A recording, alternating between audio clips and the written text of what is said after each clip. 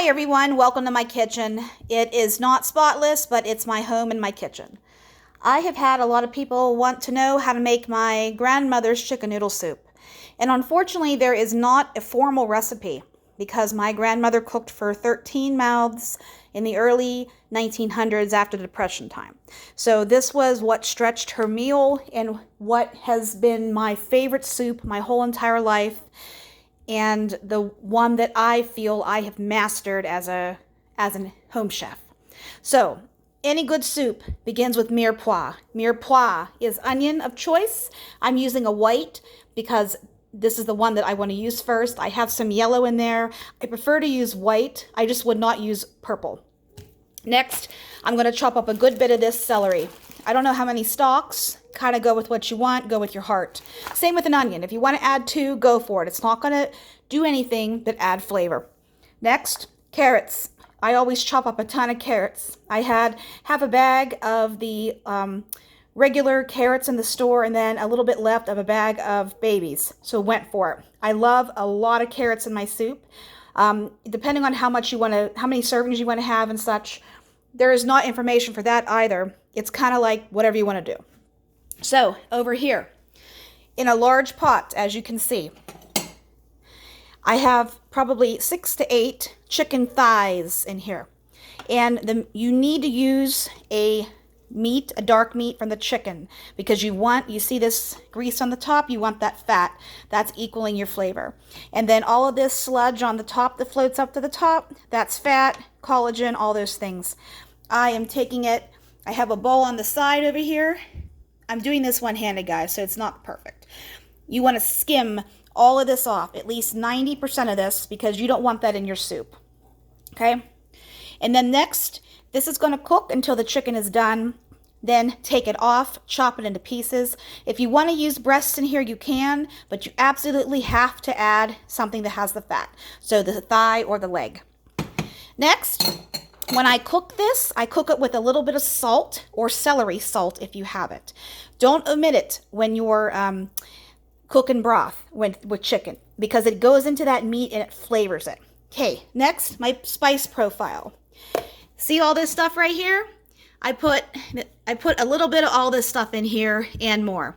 I also, when my chicken is cooked, I put a little bit of this better than bouillon down in there.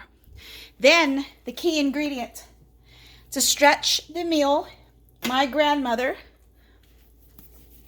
added a can of whole tomatoes, or in her case, a jar of canned tomatoes that my mother and her brothers and sisters would can in the summertime. You add this whole entire can, juice and everything. This is where it gets, oh, it's weird, Ashley. Why are you adding tomatoes? When you're feeding 13 mouths and you need to get the bellies full and you need to stretch your money, she added this. It adds flavor. It adds something to the soup that I can't put into words. This is how my grandmother made it, and this is how I will make it until the day I die. Don't knock it until you try it. Then you add in egg noodles. If you want to cook these separately, then your broth, go for it. Because tomorrow, if you have leftovers, the broth is going to go into these noodles. It's going to soak up the salt, and it's going to change the flavor a little bit. You might have to add a little bit more salt tomorrow. So, the other thing that cannot be taught when you're cooking soup is you have to taste your broth as you go along. And chicken noodle soup is easy, yes, but the key is building depth and flavor and levels of flavor in the broth. That can be done. It doesn't just have to be in dishes that you cook that has a solid food.